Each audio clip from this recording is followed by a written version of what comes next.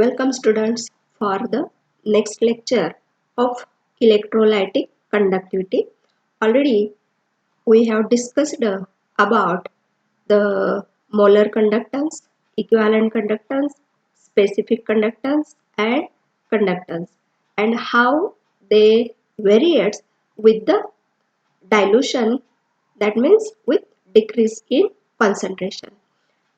And the next point in your topic, that is the Corlash law and its applications. The scientist Corlash studied large number of electrolytes and he investigated an interesting relationship between the conductance and the speed of the ions, and he found that there is a certain relationship between the contribution of the ion to the conductivity, and he formulated his law in the form of Corlash law. You know that when ionization of electrolyte takes place, then when the complete ionization takes place and all inter-ionic effects are absent, each ion migrates independently of its co-ion and makes a definite contribution towards the total equivalent or molar conductance of the electrolyte, which depends only on its nature and not on that of ion with which it is associated in the solution. Suppose for example we have taken NaCl as a electrolyte and the conductance of the NaCl, it is something. Then if we replace the Cl ion by Br, that means our new electrolyte, it is NaBr, and Corlash observed that the contribution of Cl minus ion and Br minus ion, it is a different one. That means each ion separately contributes to the value of equivalent conductance, and after the study of large number of electrolytes and their same cations and different anions or vice versa, that means he changing either cation or anions in the electrolyte and observes the values of conductivities, and he found that each ion, it has its own contribution towards the electrolytic conductivity, that means towards the equivalent conductance or molar conductance, and he has a law. That law is known as Corlash law, and the statement of Corlash law, it is as follows: at infinite dilution, that means very low concentration, when dissociation is complete, each ion makes a definite contribution towards equivalent conductance of the electrolyte irrespective of the nature of the ion with which it is associated, and the value of equivalent conductance at infinite dilution for any electrolyte is the sum of contribution of its constituents. In short, Corlash law is nothing but the total equivalent conductance. It is the sum of contribution of positive ion and the contribution of negative ion, and the sum of these two, it is equal to the total equivalent conductance of that electrolyte at the infinite dilution, and this is the Corlash law. Then something regarding the applications or uses of Corlash law.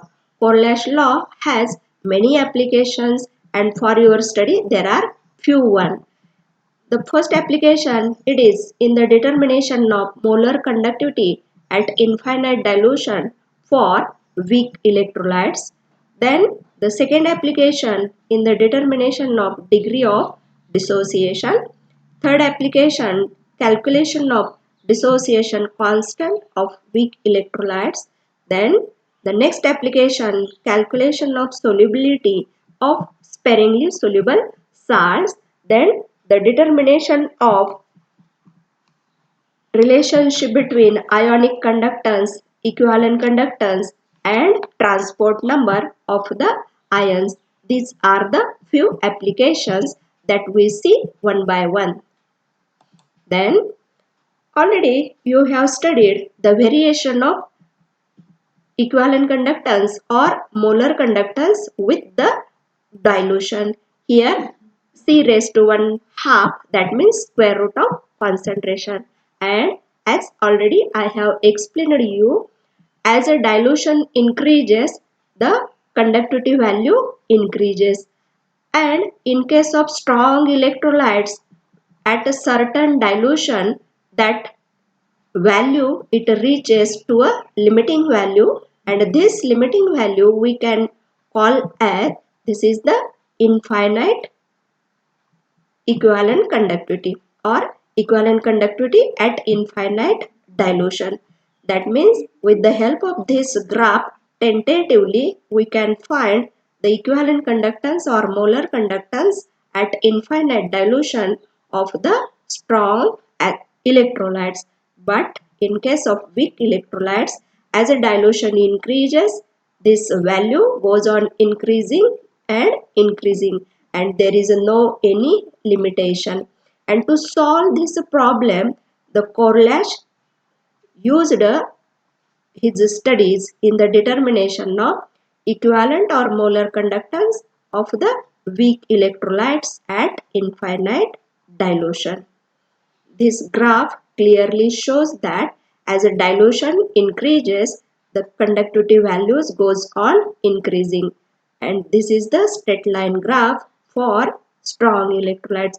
When we extrapolate this graph towards the y-axis, we have a certain limiting value or maximum value, and this maximum value it is called as lambda infinity.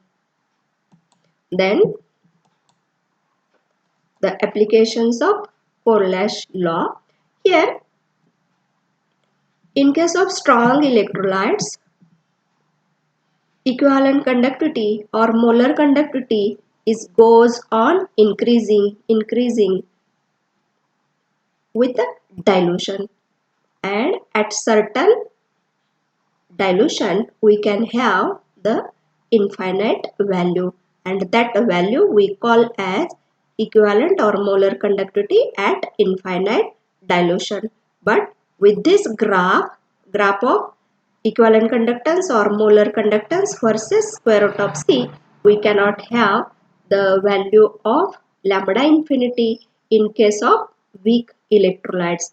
In case of weak electrolytes, this is the nature of the graph, and this problem it is solved by the application of Corlash law. We are able to determine the lambda infinity value of weak electrolytes by using the Corlash law. Then mathematically the Corlash law it is stated or it is written as lambda 0, it is termed as equivalent conductance at infinite dilution, and it is the sum of ionic conductance at infinite dilution of positive ion, that means cation, plus the ionic conductivity at infinite dilution of the anion. Mathematically, the Corlash law it is written by this equation. This is the lambda 0 means the total equivalent or molar conductance at infinite dilution. Then this lambda 0 plus it is the ionic equivalent or molar conductance of the cation at infinite dilution, and lambda 0 minus it is the ionic or equivalent or molar conductance of the anion at infinite dilution.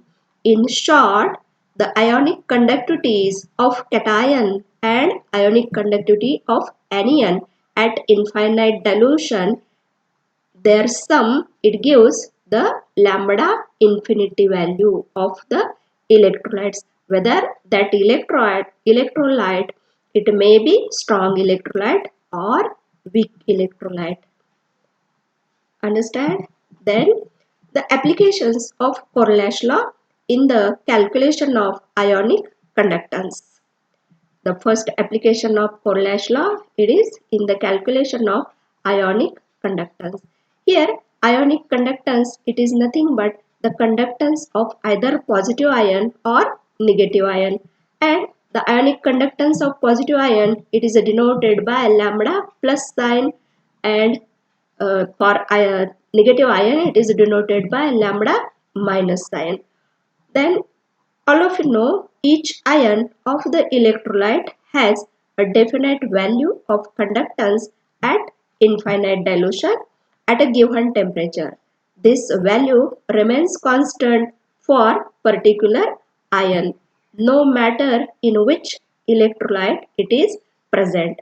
That ion, it may be present in any electrolyte, it has its own contribution.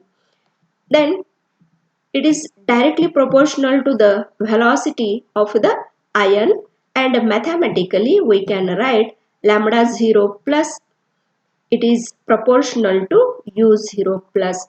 That means this u0 plus, it is the speed or velocity of the positive ion. Similarly, lambda 0 minus, it is proportional to u0 minus, and where this u0 minus, it is the ionic speed or velocity of the negative ion. And this equation we may write as lambda 0 plus, it is equal to k into u plus, and lambda 0 minus, it is equal to k into u minus, where this k, it is the proportionality constant. And already I have told you u0 plus and u0 minus, these are the velocities of cation and anion respectively at infinite dilution, and k, it is the proportionality constant. But again, from the equation of Correlash, we know lambda 0, it is equal to lambda plus lambda 0 plus plus lambda 0 minus, and putting these values in the Correlash law equation, these values in the Correlash law equation, we can write lambda 0, it is equal to k into u plus plus k into u minus, and it is equal to k in a bracket u plus plus u minus. It is our third equation. And dividing equation number 1 by 3, we get lambda 0 plus upon lambda 0, it is equal to k in a bracket u plus upon k in a bracket u plus plus u minus, and it is equal to u plus upon u plus plus u minus, and this is termed as speed ratio, and this T, it is also called as transport number. Here the fraction of current carried by the positive ion, it is expressed in terms of transport number of the positive ion, and similarly the transport number of negative ion, it is expressed with this expression. If we divide lambda 0 minus by lambda 0, we get here the value of lambda 0 minus, it is equal to k into u minus, and the total conductance value here it is, we have k in a bracket u plus plus u minus, and it is equal to u minus upon u plus plus u minus. This is called as speed ratio, the speed of negative ion divided by total speed of positive ion and negative ion, and it is expressed with the new term, and that new term, it is the transport number. Here this equation, it stands for the transport number of positive ion, that means cation, and this equation, it stands for the transport number of negative ion. Here T plus, it is the transport number of cation at infinite dilution, and T minus, it is the transport number of anion at infinite dilution. Thus the ionic conductance of electrolytes can be calculated from the ion. Here you have a clear idea how to calculate the ionic conductances by using the Corlash law. Simply here we have used the equation, and that equation is the speed of cation or contribution of cation. It is proportional to its speed, and contribution of anion towards the equivalent or molar conductance, it is proportional to speed of the negative ion. And these two equations are written by this equation. Here lambda 0 plus it is equal to k into u plus, and lambda 0 minus it is equal to k into u minus. And by putting these values of lambda 0 plus and lambda 0 minus in the Corlash equation, we get k in a bracket u plus plus u minus, and then we have taken the ratio of lambda 0 plus upon lambda 0 and lambda 0 minus upon lambda 0, and we get these values of transport number of positive ion and transport number of negative ion. That means this is the speed ratio of positive ion u plus upon u plus plus u minus, and u minus upon u plus plus u minus it is equal to T minus, where T plus transport number of cation at infinite dilution, and T minus it is the transport number of anion at infinite dilution. Thus, the ionic conductance of electrolytes can be calculated by using the Corlash law, and this is the first application. Then the second application of Corlash law, calculation of the total equivalent or molar conductance of weak electrolyte. Here for this determination we should know the conductance of certain strong electrolytes, and by putting and adding the values we can find the equivalent conductance of weak electrolyte.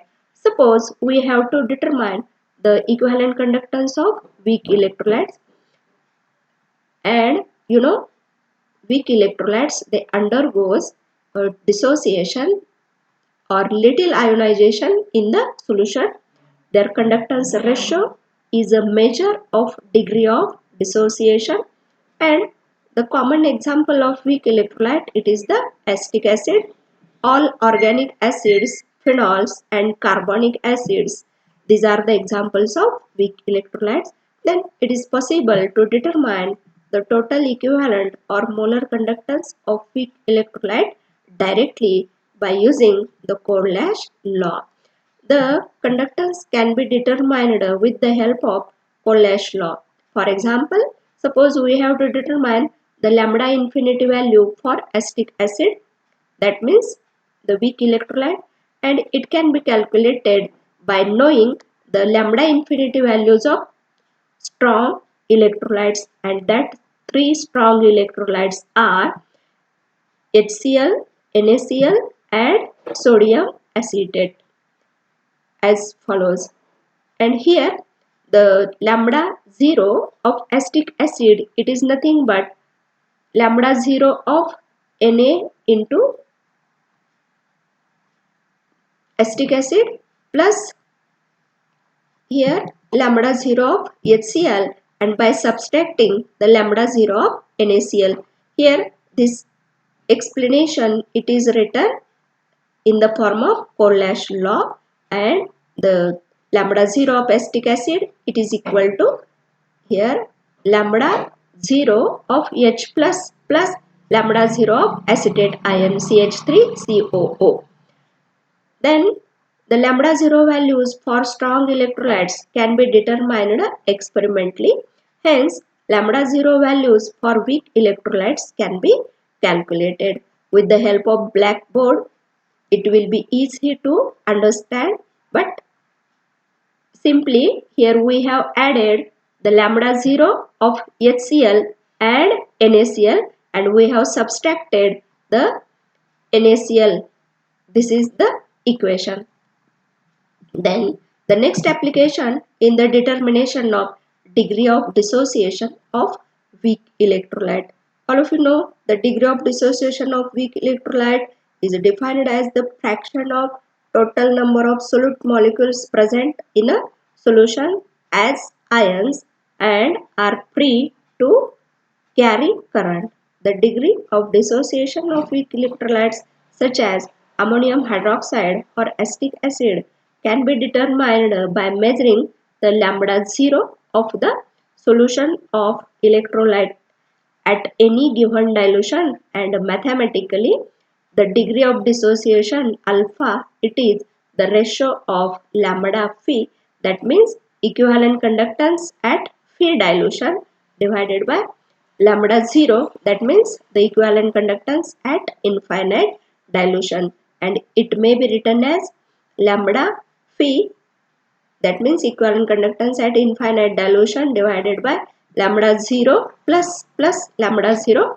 minus, where this alpha, it is the degree of dissociation of weak electrolyte, and in the examination the problems are asked on the determination of degree of dissociation. Simply you have to take the ratio of equivalent conductance at phi dilution divided by equivalent conductance at infinite dilution, and this value, it gives the degree of dissociation of weak electrolytes. I mean, for today's lecture we have studied the statement of Corelash law, then the applications of Corelash law in the determination of ionic conductance, then transport number and the speed of the ions.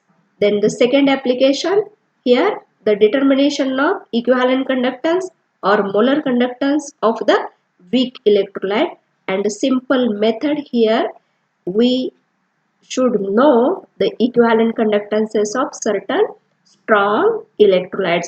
This is the necessity in the determination of equivalent conductance at infinite dilution of the weak electrolytes. And the third application, determination of degree of dissociation of weak electrolyte, and this is nothing but simple ratio of equivalent conductance at a phi dilution, any certain dilution phi, divided by equivalent conductance at infinite dilution. Thank you.